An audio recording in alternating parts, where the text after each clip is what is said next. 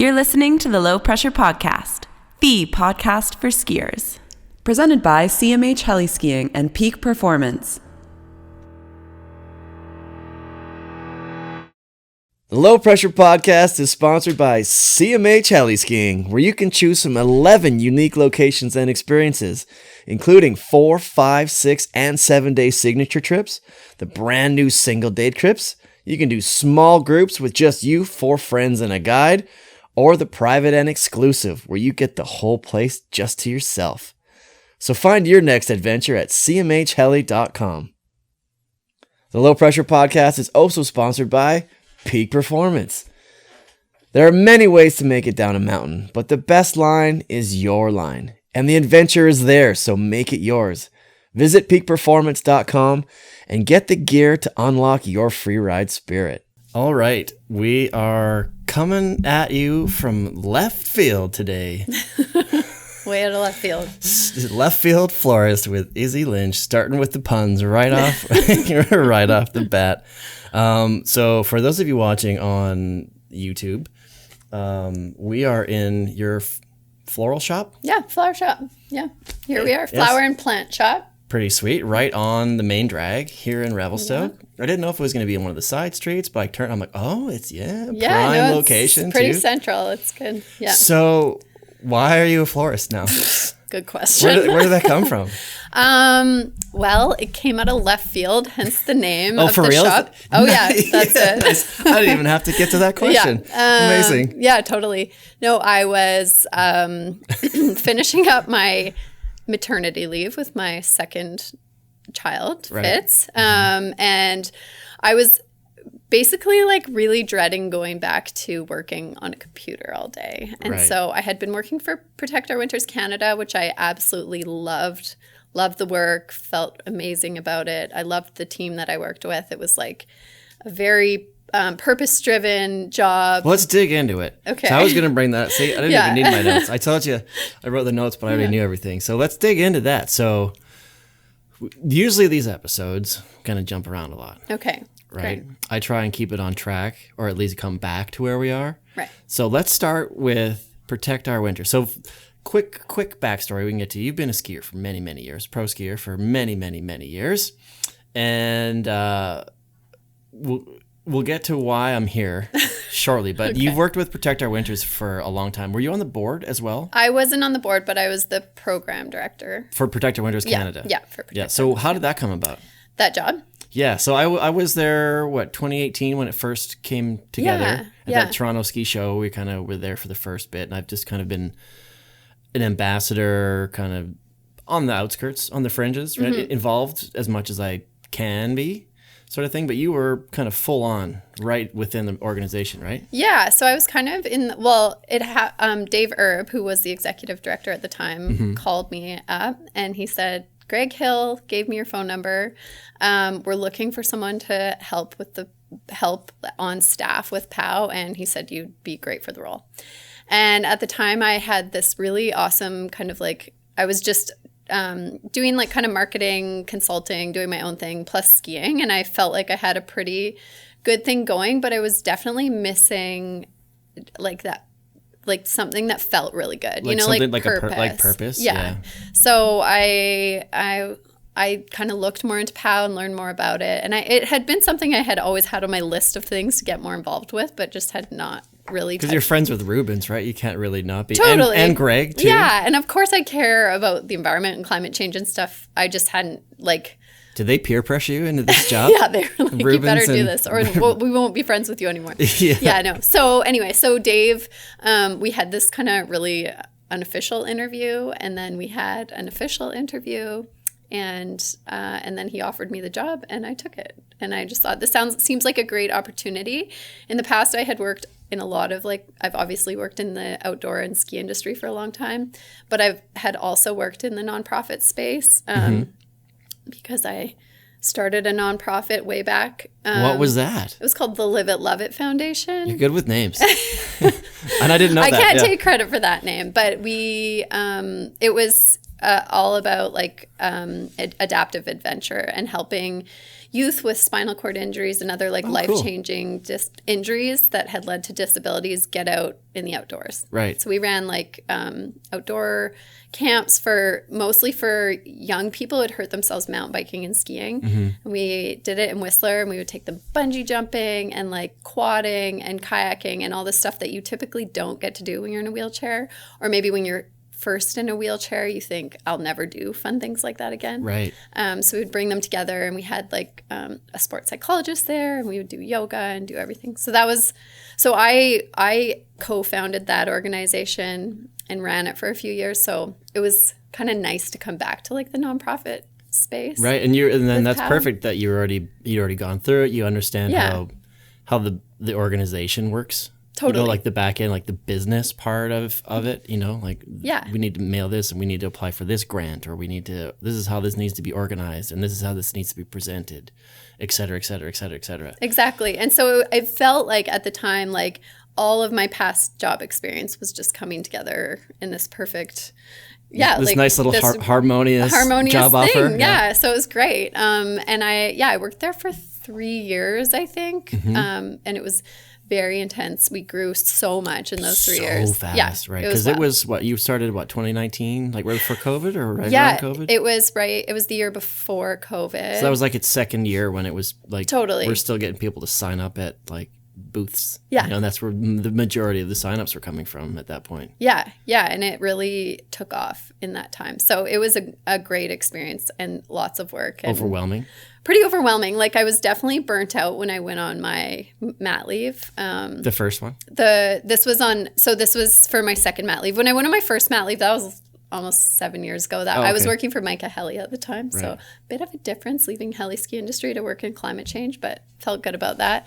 You got to balance it out. Yeah, right? totally. Yeah. No, I was definitely needing, like I definitely, when I left on my mat leave, I committed to myself that when I came back to work, I had every intention of coming back to POW, that I would do it kind of differently and just try to have more balance, because I was burnt out. Because you just put everything into it. And then since it started and everything grew, it wasn't as if you were able to find that nice plateau where you can set boundaries and you can be like, okay, I found some consistency with this. Now I know how to create a little boundary for myself, for my time. Totally. But when everything is fully improving and changing daily, it's hard to do that, right? Yeah, my role felt huge. Like it felt like I just had so much on my plate. Like what were you doing? So I started like the chapter program. So we had chapters all across Canada, and I was kind of like managing those and the leaders of those, and then managing the ambassador program. So all the athletes and ambassadors that represent POW. And then also the Hot Planet Cool Athletes Education Program. I was like booking schools and booking athletes to go to that. And then it was just kind of all hands on deck with everything. Like you do a little bit everybody does a little bit of everything. We were all involved with all the campaigns. So that would be like the basis of the job. But then we were always pushing out these campaigns one after another. And those required everyone to be involved with them. So it was crazy, but it was great. I learned so much, and like I said, our team was amazing.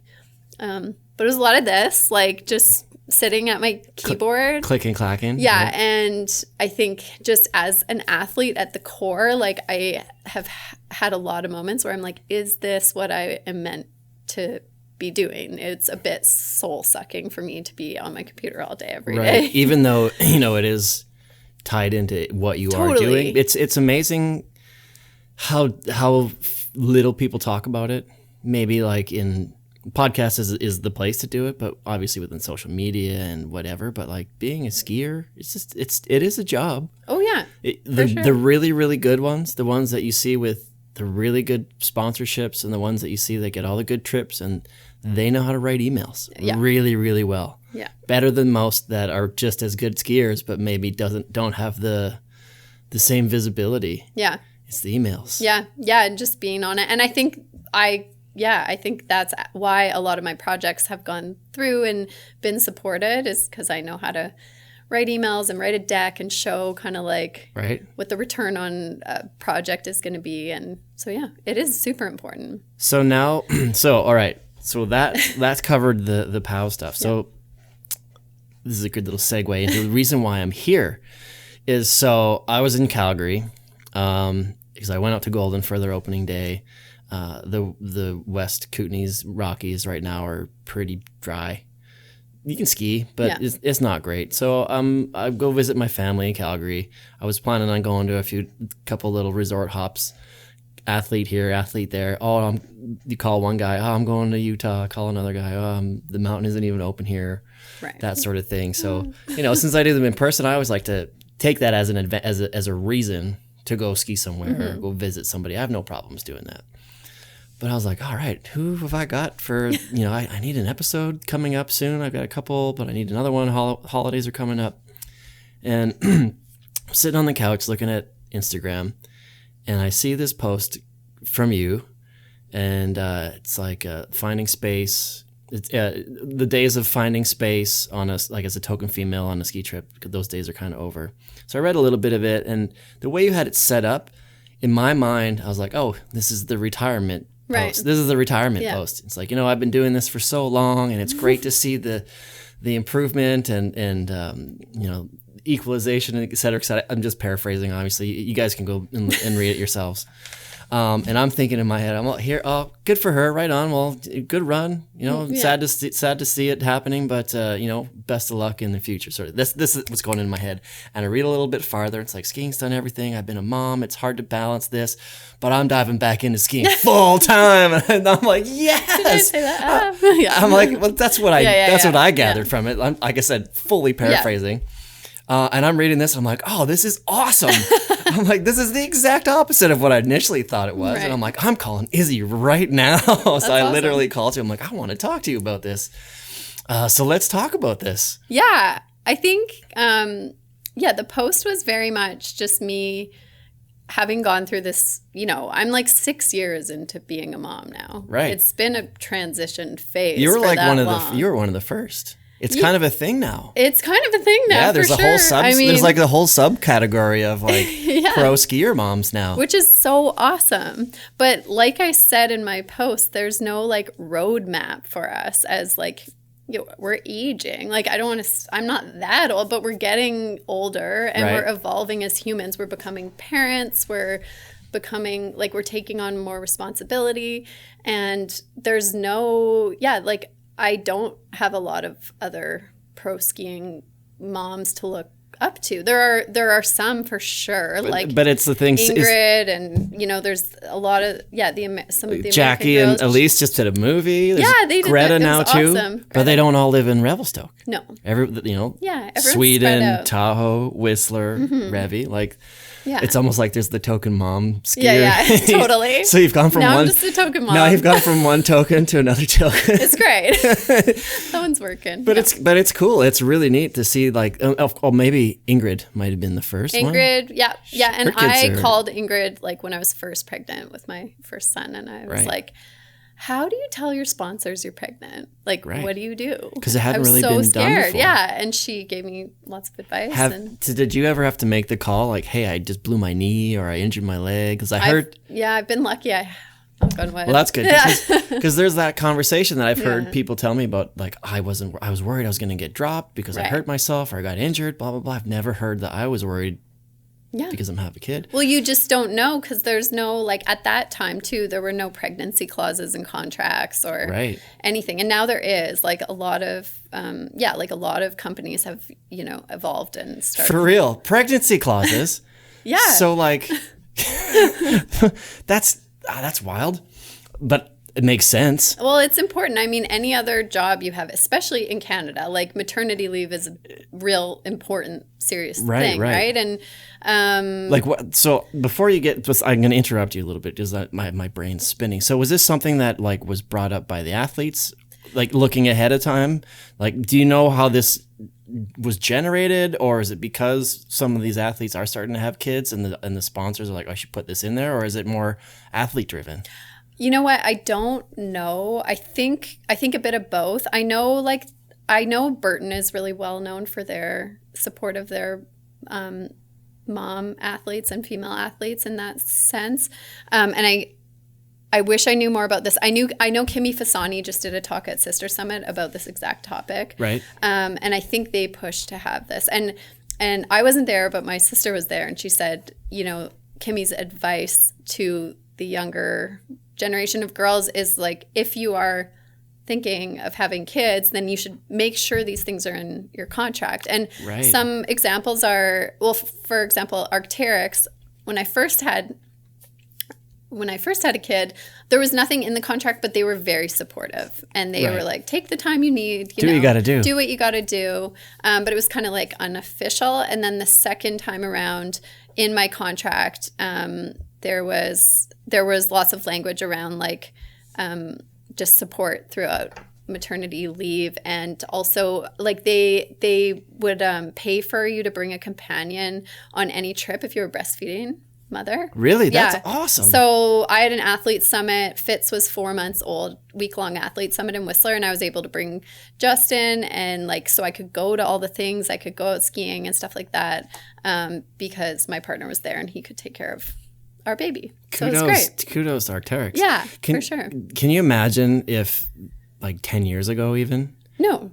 And it's funny because I guess things develop with the times, right? So 10 years ago, like you said, it was the token girl on the trip.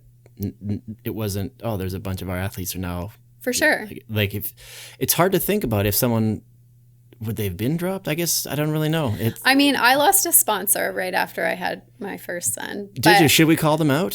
That's pretty callous. I don't know. Oh, I'm going to have a if it was kid and you're going to, directly I'm having a child and you're going to drop me? Yeah. So-and-so company. You can tell me after. Yeah, I'll tell you. You want to call them out? Yeah. Maybe they'll pick you back up and be like, hey, this. Yeah. Let's get him. Yeah, it was more like, it was like the year after. Yeah, I think I had him in the spring. Yeah, the next fall, I didn't get my contract. Renewed? Renewed. Oh, you weren't dropped, it just wasn't renewed? Yeah, it wasn't renewed, but still pretty it's like, shady. Yeah. Why not? Yeah. Interesting. So. But like, you couldn't get away with that now. No. In this day and age is cancel culture. Yeah, for sure. We could weaponize that for sure. What do you mean you're not supporting a no. I mean, it's new important. mother? Yeah. But I don't know if you'd want to do that. It's kind of like bad juju. Right. But you just like call them out? Yeah, call them out publicly, but you'd tell every single person that you know, and everyone in the industry would probably figure it out real quick. Yeah. But that's really amazing that things have come so far. So like, can you talk about kind of the stages of your career with that? Like where you are now, 10 years ago, if you thought that we'd be having this conversation, could you have believed it? Oh gosh. I couldn't even think ahead that far to like what it even meant to have kids and still be a pro skier. So no, I couldn't. But the evolution, like it started. What was your question? Like 10 years ago, like, like could you like this conversation we're having about like contracts? Totally. Do you know what I mean? Like, could you have imagined 10 years ago? No, but it just wasn't even on my radar because I was like footloose and fancy free and just living to ski and living to like be out in the mountains and do the sport. And I think like a lot of athletes, I wasn't thinking ahead because there is, like I said, there's no roadmap. It's not like this is what happens. It's not laid out. And whereas when you have like a more traditional career, which I also have always had one foot in. I've always had a job outside of skiing. It's like, if you're gonna have kids and you get maternity leave, if you're in Canada and it's a year and that time is meant to be, focused on you and your baby and your family, and then you come back to work when that's all done. Right. And so I knew that existed, but I didn't. But for skiing, I just had no idea what it would look like. And that's your personal thoughts, right? Mm-hmm. But if you look at it like from someone who was in the ski industry fighting for your time in space, to reference the Instagram post you have, right? That person referencing that time and space. Did you think the ski industry in itself would be in a position? Oh yeah, who knows? Where we'd be handing out maternity clauses in contracts. Like back then, it was like there was one girl on a trip. And there was even a lot of teams only had a few females to however many men they sponsored. Like, no, we had such a small part in the like whole conversation that things have changed. Things have changed, right? And you're probably a big part of that. You know, working towards it behind the scenes, writing those emails. Yeah. But just living it, right? I think just living it, and I think like I don't feel like I've been like I haven't been like an advocate for mom. Well, I mean, I guess I have in the films that I've created and stuff, but it's been more like subtle. It's just been me honestly trying to like live my truth through it all and hold on to my love for skiing and being a part of this industry. So I do want it all. I want to be a mom, and I also want to be a skier. You can do both. Yeah. You're doing both. And I'm doing both. And a business owner. And I'm a business owner. It's not chill, but I'm doing it. All right. So you mentioned filmmaking. Yeah. This is great. You just set me up left, right, and center. Perfect. So you presented a film with your sister, or a presentation at Multiplicity during WSSF, I don't know, 5 or 6, 7 years ago, something along those lines. And I remembered that because on the phone yesterday, you mentioned the words imposter syndrome. And I was like, oh, that's right. They did an entire presentation on imposter syndrome, or their role within skiing, their role within what they do, and like not feeling like you but evolve, like you've been a part of that. And then you mentioned it yesterday. I'm like, are you still dealing with that? Honestly, it's I am, as I like transition into different phases in life, I feel like it's definitely something that I struggle with. Like, and it's so funny because I found this old journal a few weeks ago, and I had notes from that presentation in it, and it was all about imposter syndrome. And I was like, oh my God. Talk about the... Like, I feel that way now, and I felt that way 5 years ago. Oh my gosh, crazy. Well, okay, well, let me ask you this. Like, talk a little bit about that. You just read the journal again, so you studied up for it. Yeah. So that presentation was... Kind of talk us through that. Yeah, so that presentation was mostly based around... Zoya and I had just produced a film. Your sister, Zoya? Zoya, my sister. We had just produced our first film together. It's called Kindred. And we basically just, like, flung ourselves into filmmaking with no experience, no real... I mean, Zoe actually went to school for video editing way back, but we had no idea how to like produce a film and bring it into the world. But we did it, and it was great. It got into Banff Film Festival. It toured all over. It like was really well received.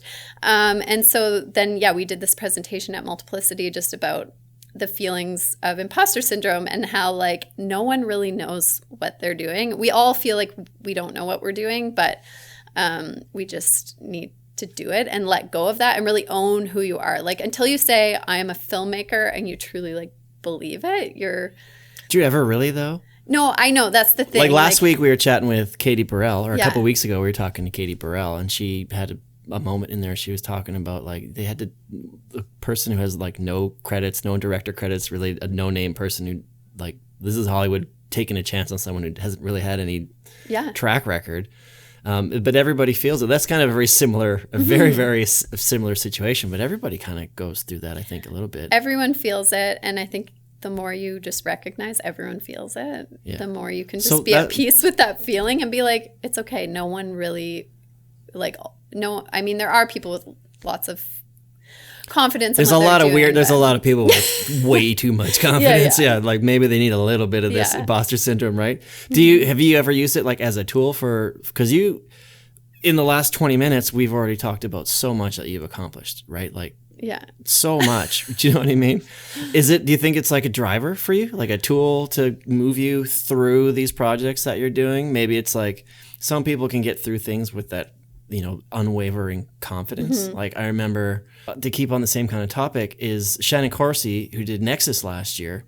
She was talking about like fundraising for her film, and she says, I just went in with confidence, blind confidence. I'm like, I'm going to do this. I can do this. And that's how she gets through, right? So there's that really interesting balance about, she's like, I'm just going to go through and like I own the place. And there's other people like yourself who have this imposter syndrome, who don't maybe fully believe in themselves, and then maybe using that as fuel to work a little harder, or maybe try harder to prove or to disprove, I guess, that belief in yourself. Yeah, I think for me it's a bit of a roller coaster ride. Like I think I am good at that, and being like, no, I can I can do this. I can buy a flower shop and run it. I can I can make a film. I can make multiple films. I can be a skier. I can do what, like, I do think that I can just own it and go in with confidence.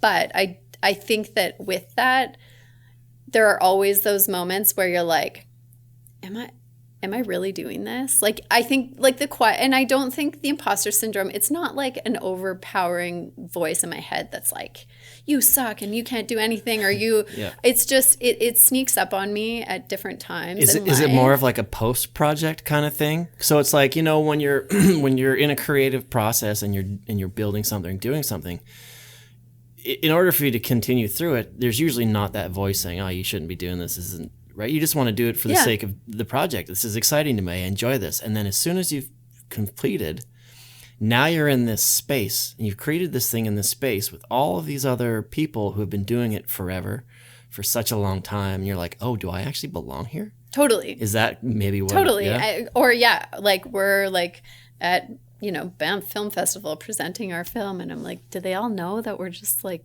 we just did this? Like, what right do we have to be here? But at the same time, sitting next to the 7 or 8 other people with films that are thinking the exact same thing. Totally. It's a great lesson for life in that, like, everyone deserves to be everywhere, and you just have to like put yourself in that position and own it, and like, appreciate the opportunities and not question yourself.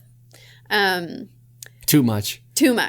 Which I think what I was talking about with imposter syndrome, like recently, is I think just I've gone through such transitions in life, just, you know, growing, evolving, getting older, and being a parent now, that it's really changed the way that I can participate in skiing. Right. It used to be that I like lived for it, would get up every morning, go touring, go to the hill. I was like pushing myself so hard. I lived for it. That's all there was. And, you know, as I've grown older, like more responsibilities have ended up on my plate, which is amazing because that's what I want in my life. But it also, with everything you add, like it takes away from that freedom to just be fully focused on skiing. And as a parent, you know, I'm really focused on my kids right now. I'm also running a business, but I also still feel like, skiing is a job, and I like treat it as a job and a passion, but it's still such a big part of my life, but I'm always comparing it to when it was just everything. Right. So I'm like, can I still call myself a professional athlete when it's like not the full pie anymore? It's just like a portion of the pie. Right. I don't know, because it's this weird job where there's no like set job description. Everyone's role is different. Everyone's contract with their sponsors are different. They all bring different things to the industry, to the table. So it's a really so I've gotten in my head about that. You know? Because it's nobody's your trailblazer. I guess so. Right? Thank you. Maybe you can't be an imposter because no one's there to. Right. You know, you can't be imitating anybody because no one's been there before. Yeah. Maybe that's a different way of looking at it. That is a good way to look at it. Right. But that's really cool. So how are you managing that? Like, so you keep adding these things. Yeah. Right. A child, then another child, and then a flower shop, which we got to talk about here in a minute. But, and then it seems like that Instagram post, it's like you just got to a point where you're like, okay, I'm comfortable with all the things that I have going on. And that seems to be kind of a running theme so far with your what we've talked about is, as soon as you get kind of comfortable and good at something, it's time to move. It's time either to continue with that, put it on, you know, adjust the priority of it, and then add something, or change it and then bring something else in. Right? It's like, have you always kind of been like that, where it's like I need to, totally, new. Yeah. After the second, more challenge. after you're bored of the second kid, is the third one coming? You're like, we need to add. We've talked about that, but that's not happening. But yeah, that seems to be kind of the running theme, and it seems to be you get to a point where, all right, I've got this dialed, right? Whether you have the imposter syndrome or not, I think maybe that's just something that, I don't know if it's just something maybe you tell yourself to make you seem more human. Right. Because you are able to do all of these things. Maybe that's what it is. Maybe it's a reverse thing. Maybe you're just saying, I have this imposter syndrome, so nobody else looks at it and be, oh my God, she has a flower shop too, and she's a pro skier, and she's got 2 kids. Like, enough, Izzy, all right? maybe that's your way of like dialing it back a little bit to make us all Right. feel better about ourselves. Yeah, it's all just talk. All right. So anyways, to finish that point, it's like you kind of get to a point where you're like, all right, I got this dialed. Okay, what's next? What can I bring? What can I add? Yeah. And it seems like now you're like, oh, I want to bring this back. Yeah, I think interesting because I'm really trying to tell myself to not add, because I do that. I pile. Right. I'm just like, I have this, it's like this curse of being so inspired by everything. Like I get an idea and I'm like, I get so excited about things and experiences and trying new things and blind confidence. I'm like, oh, I could do that. And I try it. And then, yes, I have a lot of moments where I'm just like completely overwhelmed by life and responsibilities. And I'm like, I should just focus on one thing. And then not you're looking 20. at your phone. You're like, oh, that's pretty cool too. Yeah, totally. And then Start I'm like, Googling maybe something I should new. try this. But yeah, so I don't think it's like bringing more, but it's just shifting. I will say I had a pretty rough year last year. In my head's my mindset around skiing, and How old's the youngest? he's 2. Okay, So that's I a pretty had- tough. That's a pretty like attention intensive Totally. year, right? Like there's not a lot of skiing. Like I have buddies that have kids that are 2, Yeah. and I can't like obviously they're good dads, Yeah. but from a male's point of view that I'm sharing with you right now, the mom still needs to be there much more than the dad does at that point. But he obviously does a lot, so I'm like, dude, just sneak out, come after work for an hour. Do you know what I mean? I'm like, Yeah. you know what I mean? But so as a mom, like that's prime time. It's a full on time, and I think like in our society, we give moms like a year to get back to themselves, basically. Like we get our year now. We get 18 months mat leave, which is amazing. And that's Canada too, right? It's Because that down incredible. in the States, what do they get? Like 3 weeks or Yeah. 3 days, 3 months, I don't know. 3 days off. So I know it's something Yeah. wild, right? So like, just as a sidebar, if you guys are watching this, put it in the comments of the YouTube channel or just send me a DM. Like I want to know for those of you in the States that are having kids, because I know it's very, very different. Totally. And so I know people in the States might listen, like hear what I have to say and think that's crazy. A year sounds so luxurious. Year and a half. Yeah. So my partner and I, we shared a year and a half. I took a year and then he took 6 months. Right. So for those of you who don't know, in Canada, you get 18 months and then you can split it up between the parents. So you could do 9 months and 9 months. Yeah. You could do a year and 6. And you don't have to do them you could consecutively. You can do them at the same time. Yeah. Which is amazing. So cool. Yeah. It's so amazing. Like it's incredible. And I think, it's the best and it's very important. And I think all countries should have that. I think it's good for mothers. It's good for families, and it's really good for the kid.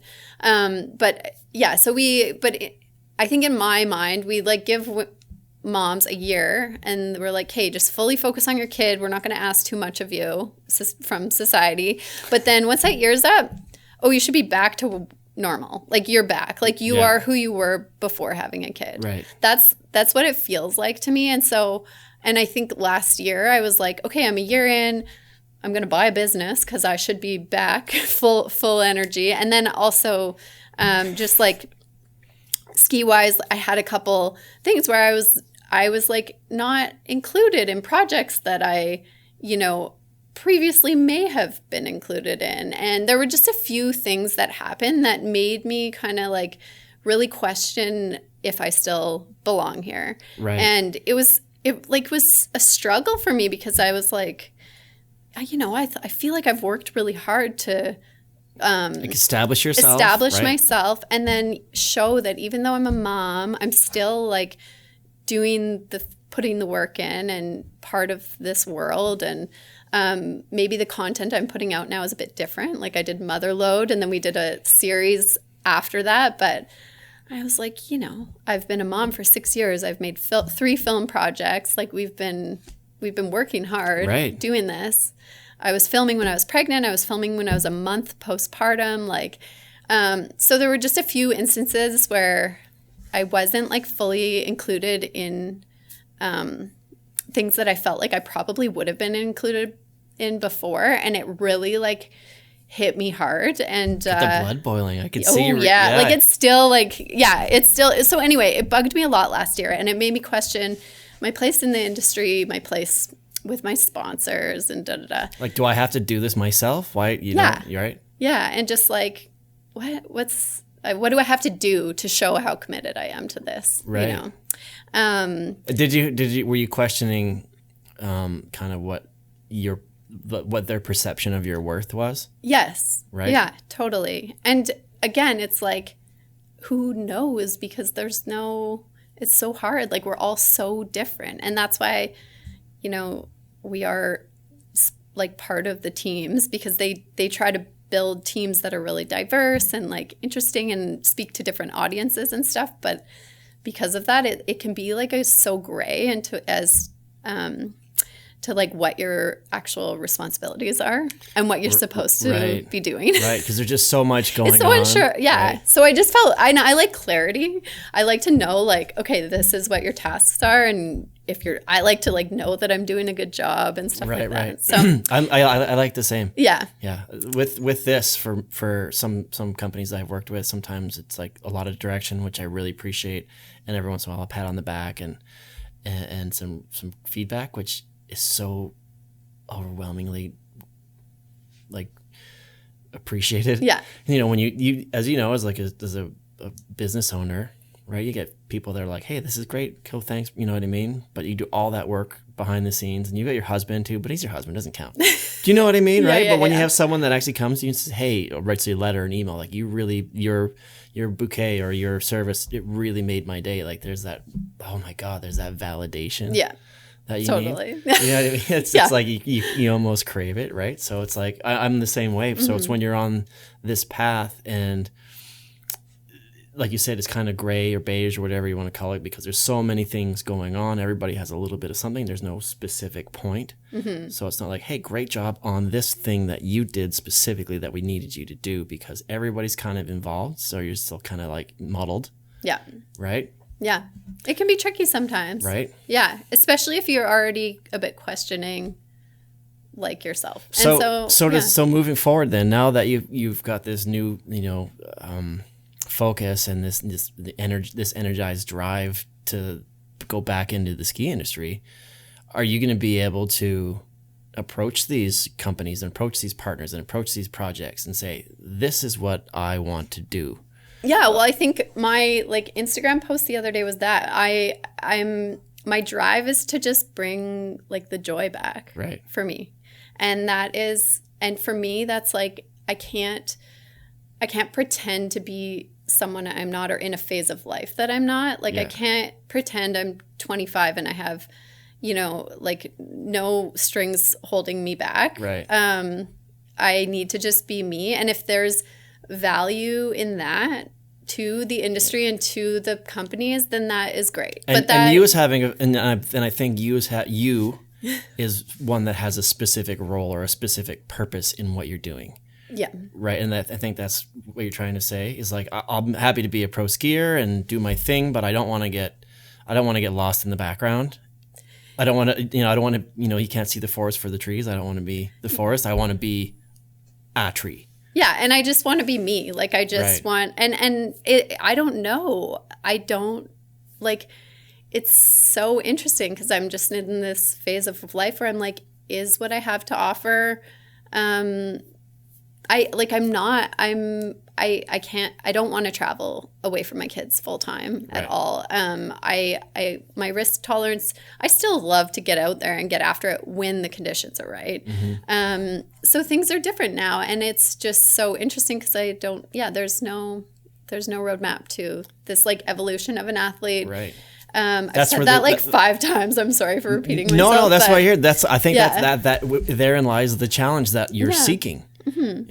Is like you're like, well, I don't know what to. Well, you're gonna find it. Yeah, and I think you're gonna create that roadmap. So I'm riding it, and I also, but my whole post too was like, I love skiing. I've always loved skiing. I've been doing it since I was 2 years old. I will do it until I'm 100 if I can. Like, it's a lifelong sport, and that's one of the most amazing things about it. And so I don't plan on like quitting skiing at any point.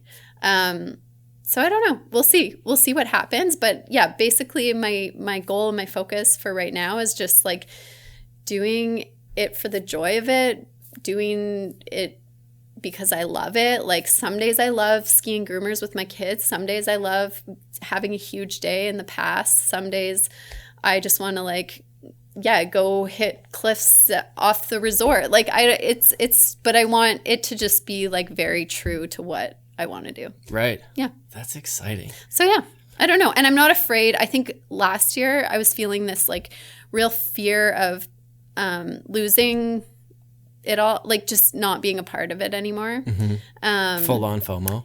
Yeah. And just like, as like my identity has been a pro skier for so long that I was like, I definitely thought, okay, am I done? But then it just felt scary so I feel. You're just about to redefine what it means. Yeah. I just feel like I'm just kind of seeing what happens. And that's nice. It feels very liberating. I'm going to give you a high five on that one. That's exciting. That's really, really cool. Look what it brought you straight into a podcast, yeah, it's right? great. Yeah. Put it out into the universe, right? All right. So, you know, I need to ask you about this flower shop and how this came about. Okay. Right. So let's transition a little bit just because we're sitting in here and people are gonna be like, you didn't even bring it up. Yeah. So, you know, we've had, I like chatting with folks on the show that have like small businesses. We talked to Rubens last year. We had to do it out in his farm field. Nice. Because the kid was young and he's like, the kid's going to start screaming and stuff. So we basically just set up chairs and sat in front of his tractor and did it out in the field. But they are, you know, built the First Light farm, and you said that they actually provide you with some flowers in the summertime. Yeah, I buy flowers from them. Which is cool. Okay, so had you ever worked in a flower shop before? I had never worked in a flower shop. So you didn't take any like flower arranging courses or anything along those lines? Not before buying the shop. I did. So cake. How? Why? Okay. So I was actually like in the last month of my mat leave, and I was dreading going back to working on the computer, like I said earlier. And I was honestly thinking, should I go work for Rubens and Jesse on the farm? Like, I just want to do something with my hands where I'm moving. And then I saw a post on Facebook that this shop was for sale, and this shop has been here forever. Like it was before it was Left Field Floral, it was Revelstoke Florist, which has been in Revelstoke for like 60 years. And I knew the owner of it, and we share, the florist and shares a space with a jewelry store. Mm-hmm. The jeweler is Kat Cadigan Jewelry, and she's one of my best friends. And so I called her and I was like, Kat, the florist is for sale. Do you think I could do that job? And she was like, yes. Oh my gosh, you should do this. So you can, she's like, cool. I need someone to hang out with. Basically, she was like, let's hang out every day. Behind me, there's like a half wall, and it's the same space, just like the half wall. She's like, oh, yeah. Sweet, I can get my buddy to come hang out. And it's beautiful handmade custom jewelry. And I know I didn't know anything about floristry, but I do know. Floristry? Yeah. Is that actually? That's a word. Yes. I'm in the floristry industry. Yeah. Nice. I did know a little bit about running a business. I feel like I learned a lot from my nonprofit work of running a nonprofit. And, I've worked in marketing a ton. And so I came and talked to the owner. And I said, I'm interested, but I need you to basically teach me everything. Right. And so she... so did you just kind of like start working here? Yeah. Basically, she was like, okay, well, she was moving out of town. So she was like, I need to be out of here in like a month, but you can come spend as much time as you want here. So I was doing that like as much as I could. I had not even a 1-year-old. So I was like handing him off, coming down for a few hours, trying to glean as much information as I could from her. Right. She, showed me everything she knew. She like gave me lists of all her suppliers and taught me how to order flowers, and basically as much as I could. And then I signed up for some online courses as well. And I did those. Of like flower arranging. Right?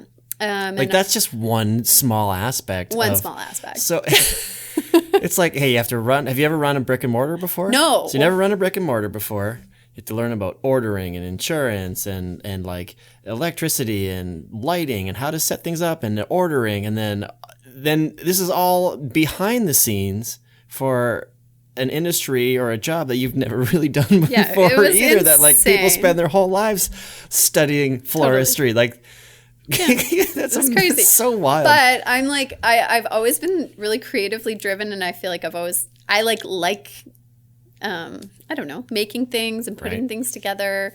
I like design, like home design and stuff. And so I was just like, and I also saw a lot of potential for the shop. I did some small renos, and I was like, I think we could kind of source some new items that would speak to the new Revelstoke crowd a little bit better. And right, because you're more of that like current generation. If she's been here for 60 years, maybe she's up to date with what the kids are doing these days. She hadn't been here. She had been here for 6 or 7 years, but I just like felt, I don't know, we just had a bit different styles, and so I saw potential for something a little bit different. So while you're in here, you're like, I'm gonna change that as soon as she leaves. I'm changing this. I'm moving. And like we probably waited, I bet too, right? Like you're like, she's like, this is what I do with this, and this is what I do with that. And in your mind, you're like, that's going as soon as you turn, as soon as the door closes behind you, that thing's gone. I did some renos for sure, but she was also she was so generous with her time and so amazing and so kind. I'm like. Because she gets to sell the business rather than just shut the doors, right? Yeah, which was cool. She's like, I can't mess this up. It would be sad to not have a florist in a small town that's been here forever. So, and it's the only one, right? Yeah. So when you're like that first month, or that, I guess that her last month or your first month, or partway through, you're like, oh, I don't know if this was a good idea. I did have some moments where I was like, what the hell have I done? Like my whole intention, remember when I said when I was leaving POW, like when I was going on mat leave, I was like, when I come back to work, it's going to be more balanced and a healthier situation for me. And then I just flung myself into this crazy thing. Crazy, chaotic new endeavor. So I'm going to learn something completely new from the start. Yeah. So it was wild. But I also loved it from day one. Yeah. And I had a few months of just like, crippling anxiety in the pit of my stomach.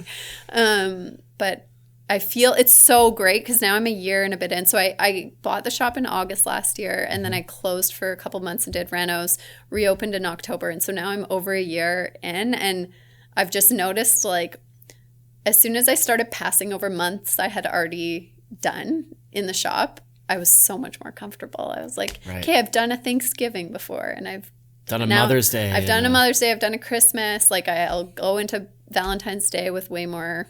Yeah, you got about a month and a half to Valentine's Day. So so it's cool. It's been really good, and I really enjoy it. Excellent. Now, what about this kind of surprised you that you didn't expect?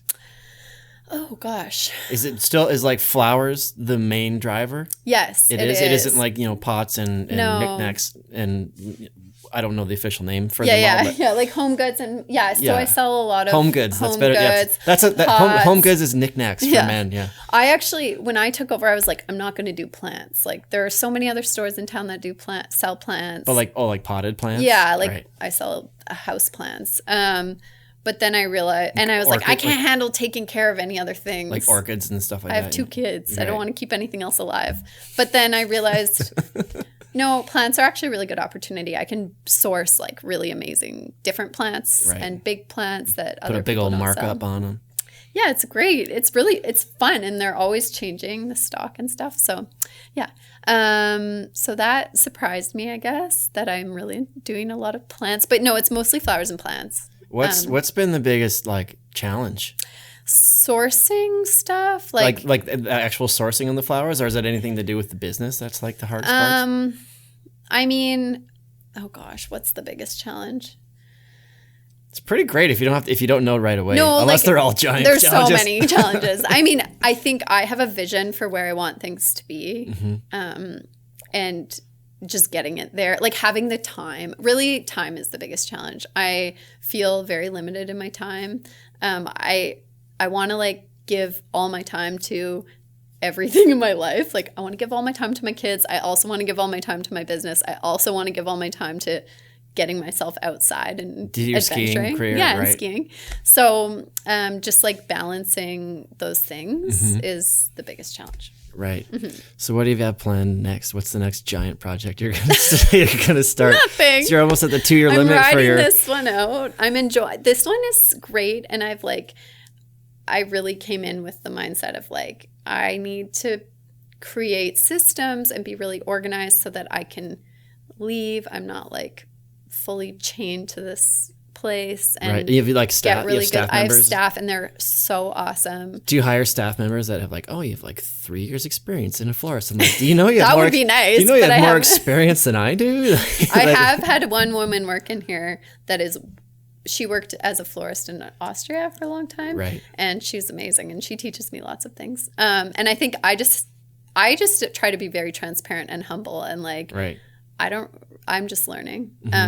But it seems to be working so far. So that's really cool. Yeah. And what a great location too. Yeah, the location is pretty awesome. I feel super lucky. So you were talking about you do like a gig for like a rental, like a holiday home, like families here for the holidays for a few days, and you're going in like refreshing flowers every couple weeks. Is what would you call that? Like a corporate gig or like a specialty thing? Oh yeah, that's like a private clients. I don't know what I would call that. We were talking about this before we turned the mic on, and my brain instantly goes, I'm like, oh, you should probably talk to all the vacation places in town and like include that into their package. That would be great. I have a couple properties that I do flowers for like every few weeks, every time they get new guests in the winter. Right. And then, I've talked to a couple of the hotels and trying to like get some more repetitive business going on just to have that predictability. I used to work in a restaurant that would have a brand new beautiful bouquet of like flowers on the hostess desk. Someone would come in every week or every 5 days and like refresh it, and it was like awesome. That's so and great. all the guests would come in and do it, and then they ended up getting a new owner, and he's like, what's this all about? And he took it away. And every single day someone would be like, oh, where's the flowers? Really? I really enjoyed the flowers here. Where did they go? People love flowers. People love flowers. They do like change a space, and it can be really subtle and you don't notice it, but then when it's gone you notice it. Exactly. You don't notice it until it's gone. Yeah. Yeah. Really neat, kind of like your skiing career. Yeah. You're like, oh, it's gone. I gotta get this thing back. Oh like, God. Why did someone take those flowers away from here? Totally. That's really cool. And then like for like weddings and stuff, like I do a lot of weddings. Do you have to like hire people on and like Yeah, so I bring in extra people like around the holidays. Valentine's Day, I have to get some help. And then weddings, I didn't really hire extra people, but I have had some late nights in here where I'm like doing stuff till 2, 3, 4 in the morning before a big wedding. Leah Evans has helped me a bunch. Nice. Yeah. She helped me install a wedding arch this summer at a big wedding that I did. And when I first opened the business, she's just like such a supporter of friends and women doing things. And so she came and she volunteered once a week for like the first couple months that I was open last year. And it was so great. So yeah, it's been cool. Very, very cool. You've got so much going on. Yeah. How do you relax? What do you do? Like, do you just, because you get home, right? You've got your skiing and you got 2 kids. It's busy. Right. It's And a busy. husband who probably needs some attention as well. He's pretty good. He's like a cactus. He's like he can survive off very little. I don't see any cactus. He's amazing.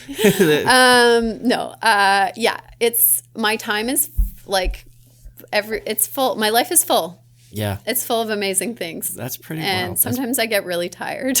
Right. but it's great. So so with the sponsors that you still have who allow you to do all of these amazing things, and I would think that's probably why they're still with you. They're like, this woman is incredible. Her capacity for everything is immense. Let's just keep her around for a little bit. So who are some of the people that you're riding with still? So I'm still with Arc'teryx. It's been a long time, right? Yeah.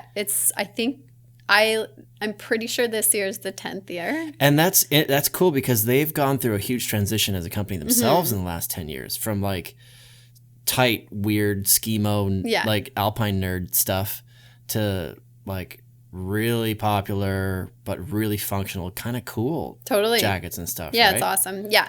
And just as a company, they're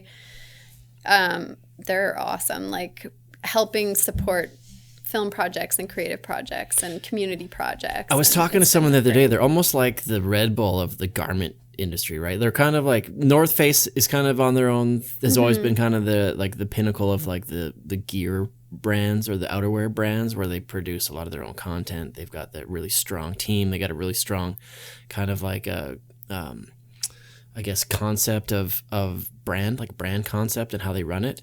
And it's interesting to see Arc'teryx kind of develop into that in like the last 10 years. Yeah. Kind of like along those like bigger brands like the Red Bulls or like the energy drink brands. They're very specific with what they are and what they do.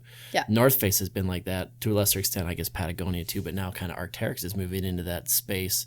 And they've got their like climbing academies and their backcountry academies, and like they really do put a lot into it. Oh yeah. There's a lot going on there right now. Did you have It's pretty wild. It's amazing. Did you have any input into like cause they speaking of like the Skimo nerd jackets and stuff, like the tight, they were always really fun, like high quality, but they're always like skinny, but now they've got like Cooch and Cole and Tatum and Michelle Parker, and like people like that are really making change to like the style of the coats, that sort of thing. Did you have much input into that? Yeah, like I know the designers well, and they're really open to feedback. They look for feedback on everything, and yeah, for years, like I mean, early on with them, I was like, the jackets need to be longer. Enough of these short, tight jackets. And and this year I have this jacket and it's super long and super comfortable, and I'm so happy. I'm like, okay, we've done it finally.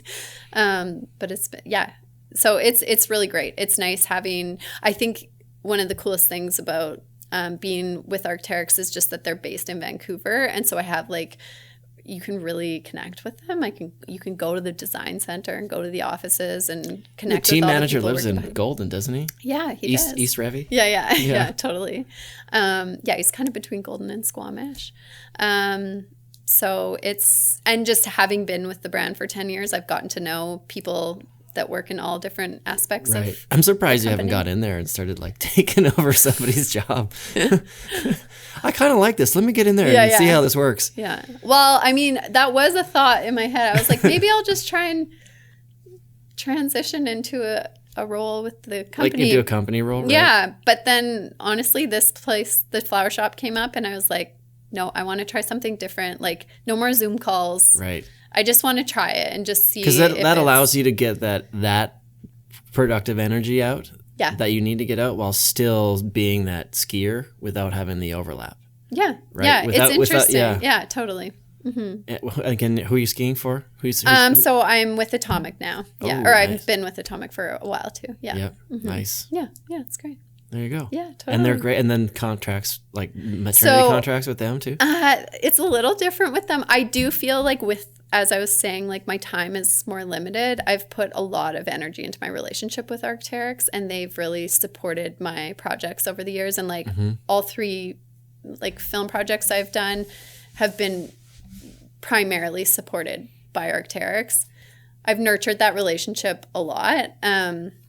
I haven't had the time to nurture the relationship with Atomic as much. And so this year, actually, I didn't get renewed. I'm still getting gear from them, but my contract didn't get renewed. So that's just part of the transitionary phase that I'm in. And honestly, it's like in some ways, it makes sense to me, and it's great because I really like their skis.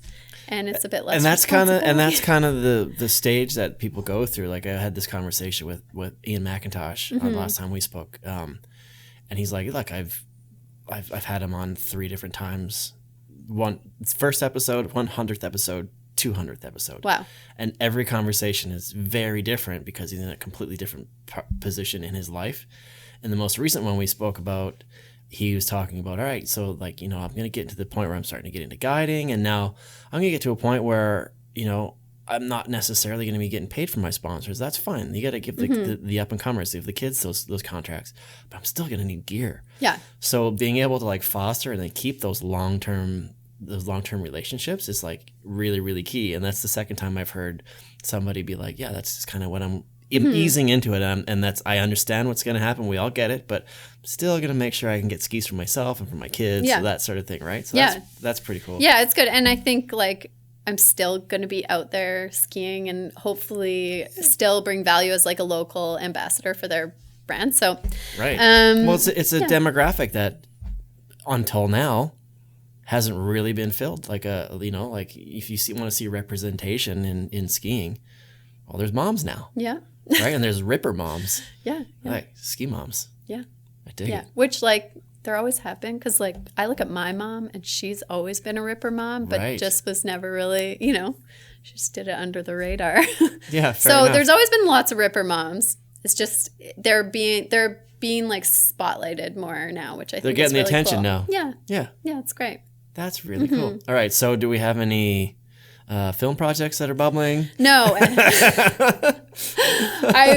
I would say my like creative energy has been tapped and I need to like refill the tank a bit. And I hope that I get inspired to do another film project because it's always very rewarding. But right now I'm not forcing it. No. I'm just kind of like seeing where. Well, the amount of things that you do is impressive and inspiring. So maybe when I get out of here, I'm going to be focused to try and get something done myself. Hey, you're crushing it. How many episodes now have you done? Oh, this will be like 240 something. That's amazing. 2 marked, but it's like probably 250-ish or something maybe. That's a lot. Yeah, that's all right. Yeah, that's great. It's been a long time. Yeah. But I'm stoked you're here. I'm glad to still be doing it. I'm glad you're still here doing it. Yeah, me too. Awesome. I'm pumped. Oh, before we go, where can people find you? At Left Field Floral.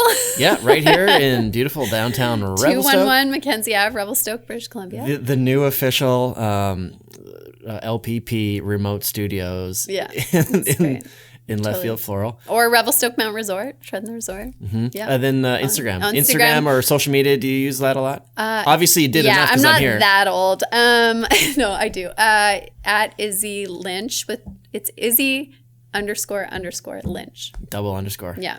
Because there was already one taken? Yeah, I guess so. For real? Yeah. Oh. Yeah. All right. I didn't get on it quick enough. Well, we finally have completed both Sisters of the Lynch Mob. Stoked we could finally do it. Yeah. We've been talking about it for a long time. Totally. Congrats on the shop. It's Thank beautiful. you. And thanks for having me. Thanks for being here. You've been listening to the Low Pressure Podcast, the podcast for skiers. This has been a Redmark Media production.